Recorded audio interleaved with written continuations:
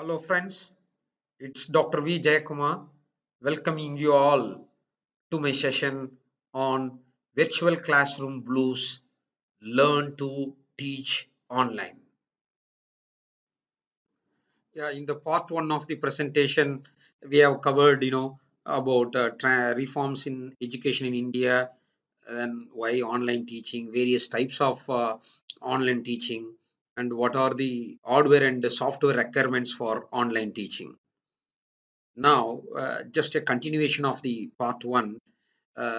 In this, we are going to talk about the remaining topics such as on virtual classroom tools, then about overview about learning management system, of course, about various free online whiteboards for teaching, then finally, how to create your own educational videos. Those things we are going to cover in this part two session. Now, what we have done is we have listed out some of the hardware requirements and the software requirements. That's all we have done. Now, I'm a teacher. I am having students now, most of them from different states. Being a university, so my class of 60 are from about 12 to 13 states of India, 4 of them from abroad. This is the set. Now, what can I do? I need two things to be a virtual teacher. One is synchronous mode. I need a medium for delivering it. Online class. For that, I need one platform. Then another platform. As a professor, being in this field for 20 plus years, I have created my own small videos topic wise. I have instructions for them. I have course delivery for them. I have evaluation scheme for them. I have assignment for them. I have many quizzes for them. They need to upload the assignment.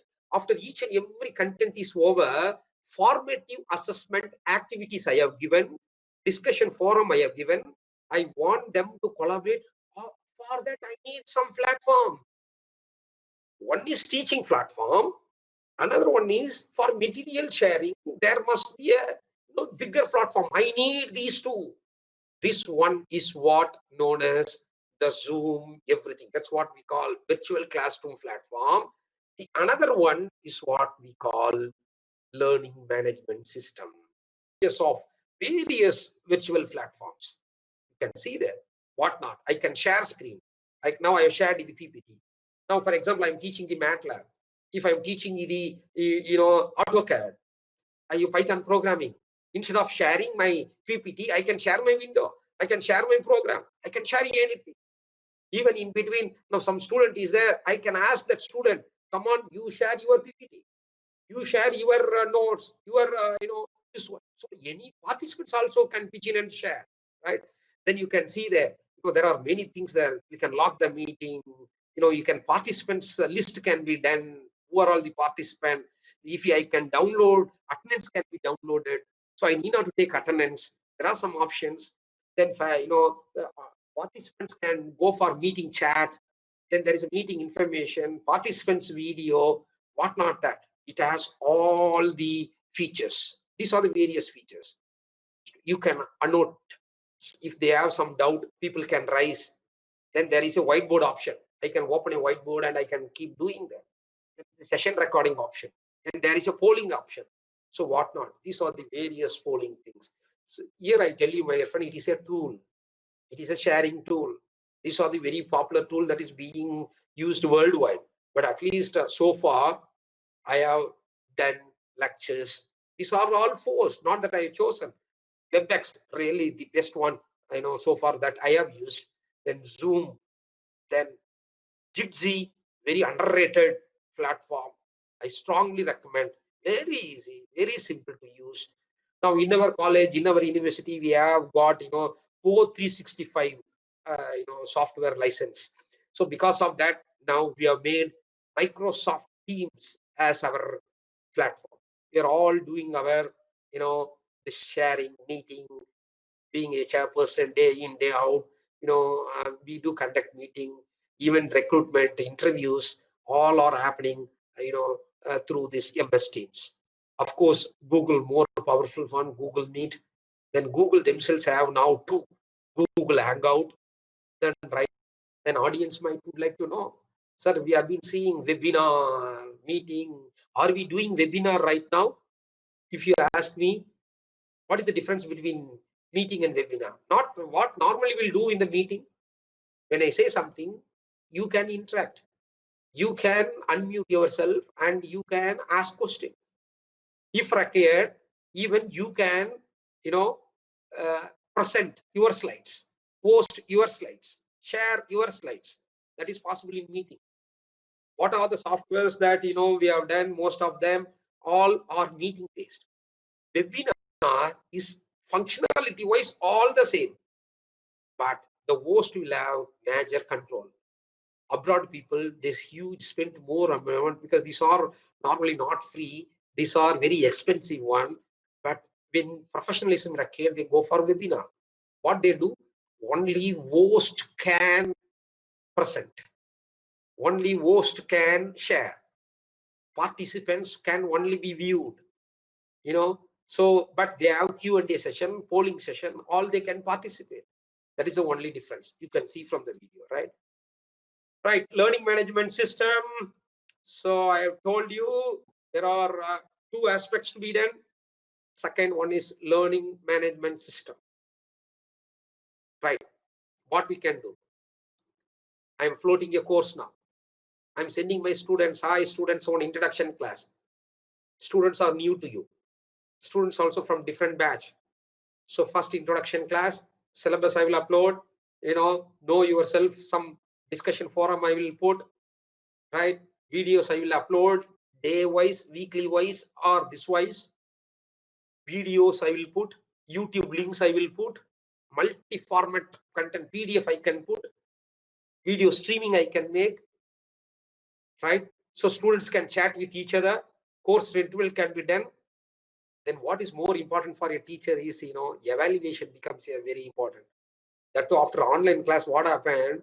Some computer science courses, one teacher, one course is given. So around 400 students, 200 students are attending a single online class. Only, the teaching, learning happens asynchronously. Such a powerful tool. Such a powerful tool. When I upload it, I need not be evaluating. Once, exams are over, marks will be known to the students if you want to know them. Or you will be getting the Excel sheet, all the marks you wanted. Your evaluation is done. So easy. Similarly, assignments can be floated. Due dates can be floated. Students can give the assignment there. Online itself, you can mark the assignment, put the assignment and send it them back. They can view it. All made easy. All click away. It's just like like a video games. Nobody to teach you anything.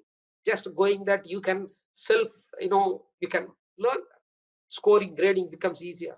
Then one more beautiful thing I tell you. Now I have spent, say, 200 hours, 300 hours to prepare a whole lot of your stuff.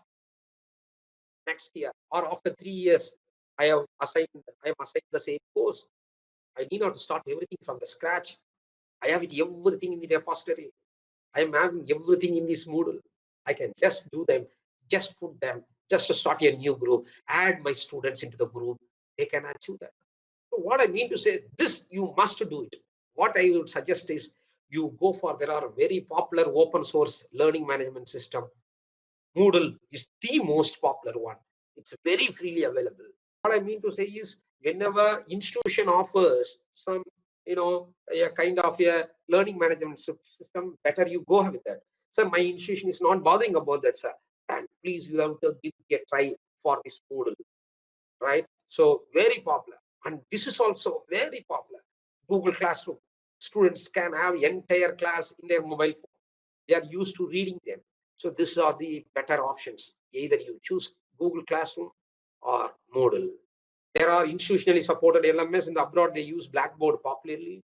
Edmodo, even Moodle also is tailor-made for institution. Don't worry about that. There are key benefits of institutionally supported LMS because that is tailor-made for your institution. So tracking is easy.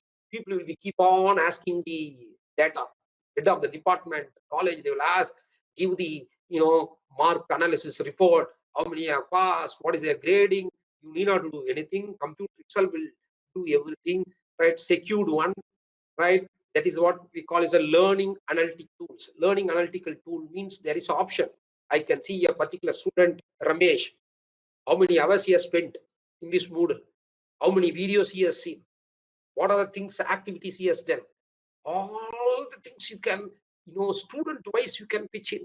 When he has pitched in, right? How many times the same test he has taken, has he improved, or how he has participated.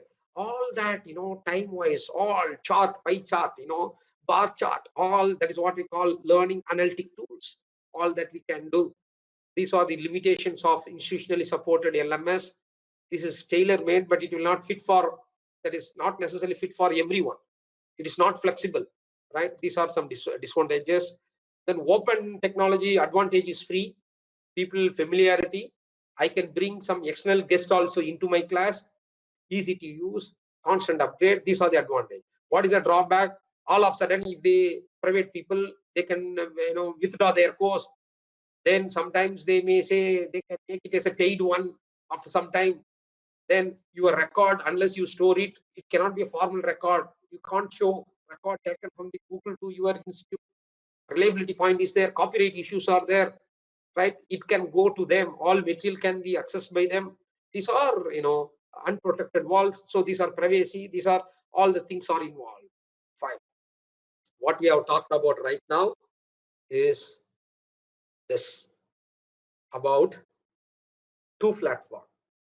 One is virtual classroom presentation like Zoom and all. Another one is learning management system. If you want to be a teacher, you need both, right? Not only presenting through YouTube. Now, I tell you this one thing. You might be heard about smart board, but you need not have smart board facility in your college. For making videos, for teaching online, I suggest, because what normally the trend happening is all teachers go for PPT. Whether it is engineering mechanics course or design of transmission system course, simply they download, copy paste, crop it, put the figure, they put it. All mathematics teacher, everyone, if you use PPT, do you think the student can have the attention? Will it engage them? No. So we need to have a different one. What I suggest is always better to use some whiteboards. Whiteboards are available in online. These are the popular whiteboards. Smart notebook, OneNote class notebook, a web whiteboard, AWW, concept board, Zite board. This gives plenty of options to you. Of course, even in the PowerPoint, you can create a one empty slide and you can write on it. Right. Now, these are the different boards. You see, my dear friend, a lot of features are there in a whiteboard. See, these are smart board softwares, but for online teaching, this will be very, very useful, I tell you. It will change your teaching experience upside down. What I will do, these are the various features a smart notebook will do. For example, this is what I mean to my teachers, please. This would be very, very useful to you, right? There are various, styles of making educational videos. There are two things here. One is making our own educational video. Another one is adopting and using available open resource videos all over the world. Sir, can I use, abroad, they are made for the particular topic, beautiful videos, sir, really wonderful videos. Can I use in my lecture? Of course you can use. You are encouraged to use. You acknowledge it and use it. But what we have to do it is, if you keep on using open source one, there is a tendency that it might lose our syllabus, our objectivity, our outcomes, our assessment. So you have to be really careful when you use the open source one, number one. Number two, when you retire being a teacher, you should have, you should leave some repository of your own educational videos to this teaching society, to this learning society. To say, one is SlideCast, another one is TableTop, Another one is ScreenCast. Another one is KhanAcademy style ScreenCast. What is SlideCast? That's what very popular one. What people will do? They have PPT. They're all good at PPT, faculty members. But I am of the opinion that PPTs are being overused, are being used wherever it should not be used. So please, PPT, that's what kills the learning. Please, your PPTs are very, very powerful tool, but you can't dump everything for PPT mode. That is one mode. Okay. There we have option wherein we can give you our voiceover, right? So slide by slide, you will be keep explaining the slides. It will be recording. Once all slides you have given the voiceover, there is an option. You can go there, file, then save the file in .pps file, or you can save and convert it into a video. It will be converted into a MP4 video, right? These things are very suitable when you are teaching a theory or concept based topics. Concept based theory, a general stuff, all that concepts, this is popular. So what I have tried to put visual effects as much as possible. I brought in all images as much as possible. So these are the things. You see the color, you see how consistently it is being used, how simple it is being used, like that you can do. So there are links there, how to do animation within the PowerPoint slide, how to give transition within the slide. Animation means within the slide, if you want to move content, that becomes animation. Sir, from one slide to another slide, I want to do something. That is known as transition. So how can you do that? The second one is most popular one. This is what we all suggest. Hope you are seeing the image. Beautiful one. You see there is a stool, there is a kind of a cantilever, simply supported beam on which faculty has kept his mobile phone on the top. You can keep the paper down, then whatever you write, and you have to zoom there and keep your settings right. So you keep doing all the derivation. You want to keep deriving it. Take a paper pen method. You keep writing on the paper. While writing, you give your explanation, how I do right now. While writing, I will give my explanation. So audio and the paper, what you write, both will be captured. This is what we call tabletop. Some people will say the overhead top. Nothing. You have either camera or a mobile phone. You keep it at the top. Now these are handmade arrangements. You see how people are making. There is a glass. They have come on. On the top of the glass they have kept it. Some people here, these are various ways. This is very interesting. They put all the books on two sides, and in between, they have kept their a kind of badminton racket. In there they have kept. This is still interesting. Two white chairs they have put, and in between they kept a mobile. So these are the ways. But if you want a low cost for 300 rupees, 400 rupees, there are, in the Amazon, you can find a mobile holder or tabletop fixes only for this purpose. This is one method you can think of. This is a popular method. Again, tabletop. So this is tabletop means, can you see here? This, we have a camera or a mobile phone. I have at my home some 4x3 or something, a small whiteboard. I am writing a whiteboard that is being recorded. So this is also a basic step. This is also a basic step. Sometimes what they say is on the right hand side, you might have seen that is a transparent board. So you will be on the back side of the transparent board and it will be captured. This will look fantastic because content alone not being pictured, even your face also being there. It is a transparent one. So this is also is in trend. People are popularly using that, right? This tabletop. These are the some of the suggestion you might have seen. People giving at work. So this is the tabletop. I mean to say, ScreenCast is what the next advanced one. If you learn ScreenCast, I'm still trying to learn them. So ScreenCast, what it will record? For example, any screen. If I take a, now I have taken a PPT.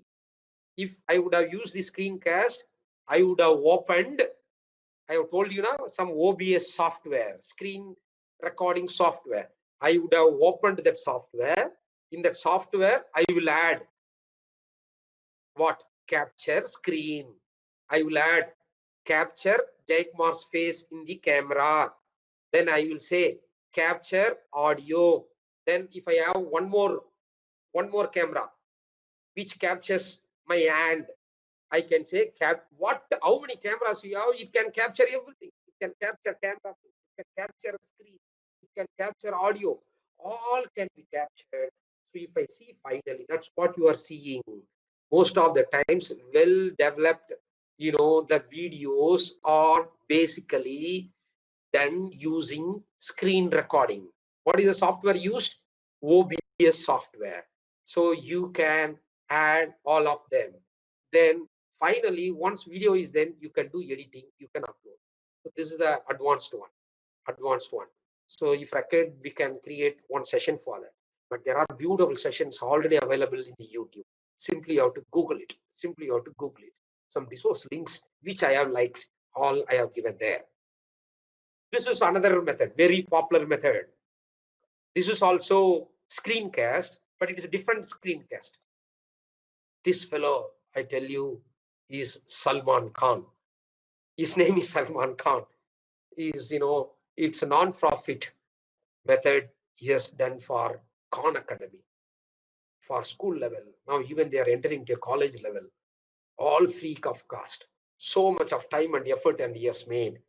Then lakhs and lakhs of students are getting benefited. His method is very, very simple. Please see his hand here. That's what he is doing is digital stylus and digital tablet. He will not be doing anything. He will not be having PowerPoint. He will be taking any one whiteboard app there on the computer. It can be any whiteboard, which I have done.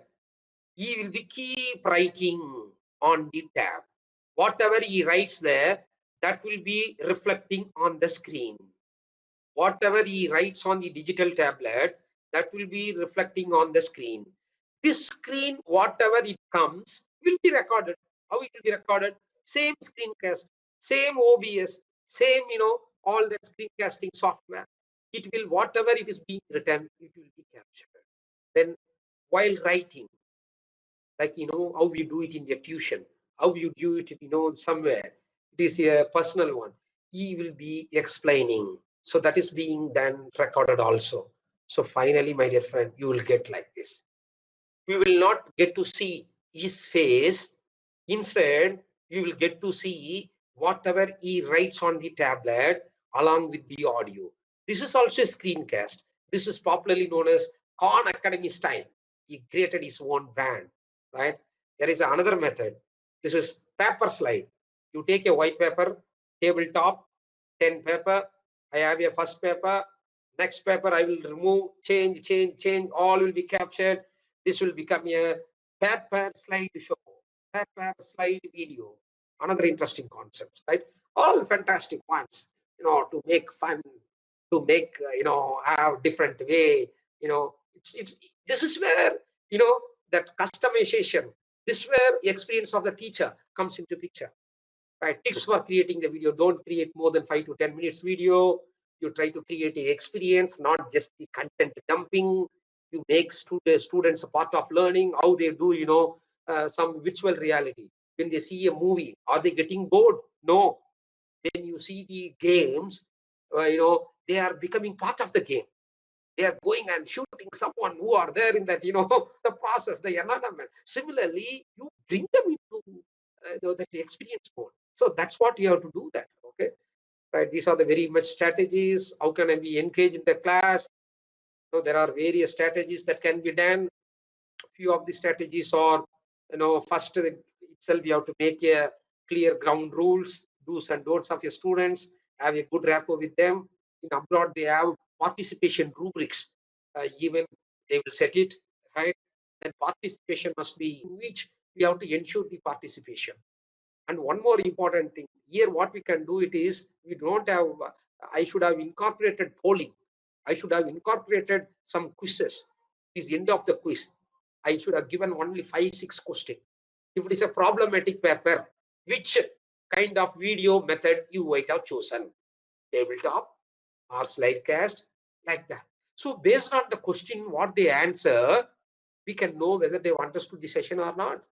So at the end of that, there will be always a mark. Then one more thing, participation should be linked with the assessment. Now in the university next year semester also, we are going to give it in online. What we are planning it as, for quiz alone, regular quiz, probably once in a, each day probably a quiz, or 2 classes once a quiz, 5 questions, not very these quizzes. That will have accumulated, and it will be converted into assessment pattern. It will be converted for your mark. Then only they will be participating. So like that. And there are active learning method, methods, virtual tools and simulation. Then in abroad, these are getting very popular. Or assignment, there is a badges will be coming, certification will be coming. So they get motivated, kind of a thing. Then more important, in a class, one teacher, one mind versus 60 mind. When you make a collaborative discussion forum Q&A session, the 60 mind are sharing their own thought process. Please understand, they are themselves teachers in a way. When they share, you see the discussion forum becomes such a resourceful material. Such a resourceful material. The discussion forum in Western countries are becoming a very important learning platform.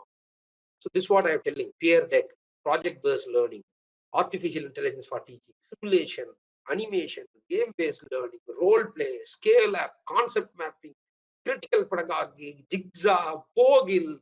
These are nothing to do with the virtual teachers. These are the tools here traditional teacher should be having a grip over them. If you don't, we have to learn better, actually each out. These are over the period of time. This is what we call activity-based learning. This is what we call innovative-based learning. This is what we call student-centered learning. So these are the terminology, my dear friends. Along with this, student-centered methods, student-centered learning methods, these techniques, activity-based method strategy, plus your virtual blah blah, some methods, you are becoming a full teacher, complete teacher. It is a time process. Well, we have come to the end of the session. The very idea is of the session is to give overview about various aspects of virtual teaching.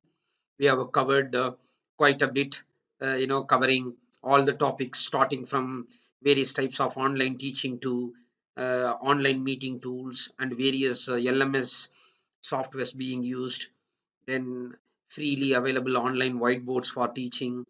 What are the various ways in which educational videos are being created, and some strategies for student engagement.